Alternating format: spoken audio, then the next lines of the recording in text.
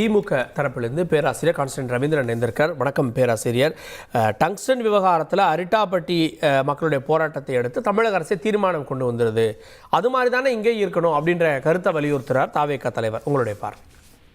அதாவது தம்பி விஜய் அது அவருடைய கருத்து அவருக்கே முரணாக இருக்கிறது. அதாவது விவசாயிகள் மேல் அக்கறை இல்லாமல் இருப்பதை போல் அவர் சொல்லுகிறார்.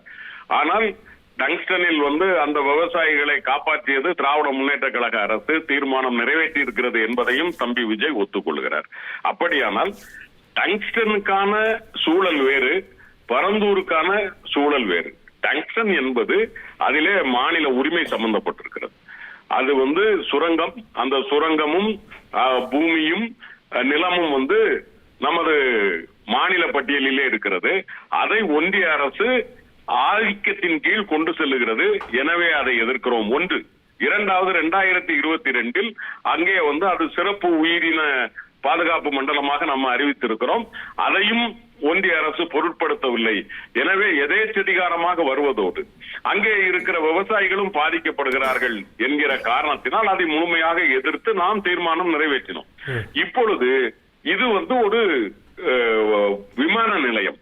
இந்த விமான நிலையத்திற்கும் நாம் இதைத்தான் எடுக்க வேண்டும் என்று நாம் சொல்லவில்லை. 4 இடங்கள், திருப்போரூர் போன்ற இடங்கள், அது பக்கத்திலே இருக்கிற 4 இடங்களை நாம் கொடுத்தோம். அதிலே ஒன்றிய அரசு இதை தேர்ந்தெடுத்திருந்தது. இதுதான் மீனம்பாக்கத்தில் இருந்து இந்த பகுதி சரியாக இருக்கும் என்று அவர்கள் சொல்லி இருக்கிறார்கள். விஜய் அவர்கள் சொல்லுவதை போல இதில் அங்கே நாம் பார்த்த வரைக்கும் அந்த 4000 ஏக்கர், நேற்று அண்ணன் தங்கம் தென்னரசு அவர்கள் பேட்டியிலே பார்க்கிற போது 4700 ஏக்கரிலே ஏறத்தாழ ஒரு 1000-1200 ஏக்கருக்குள்ளாகத்தான் அந்த விவசாய நிலங்கள். அதிலும் கூட நஞ்சை நிலங்கள் குறைவாகத்தான் இருக்கிறது. அதாவது புஞ்சை நிலங்கள் என்பது மானாவாரி பயிர் என்பது எல்லாருக்கும் தெரியும். நஞ்சை குறைவாகத்தான் இருக்கிறது. ஆனாலும் அந்த விவசாய பெருங்குடி மக்களுக்கு இத்தனை ஆண்டு காலமாக தங்களுக்காக உழைத்துக் கொண்டிருந்த அந்த நிலத்தை, அந்த மண்ணை விட்டு அவர்களுக்கு விட்டு கொடுப்பதற்கு உணர்வு பூர்வமான போராட்டம் இருக்கலாம்.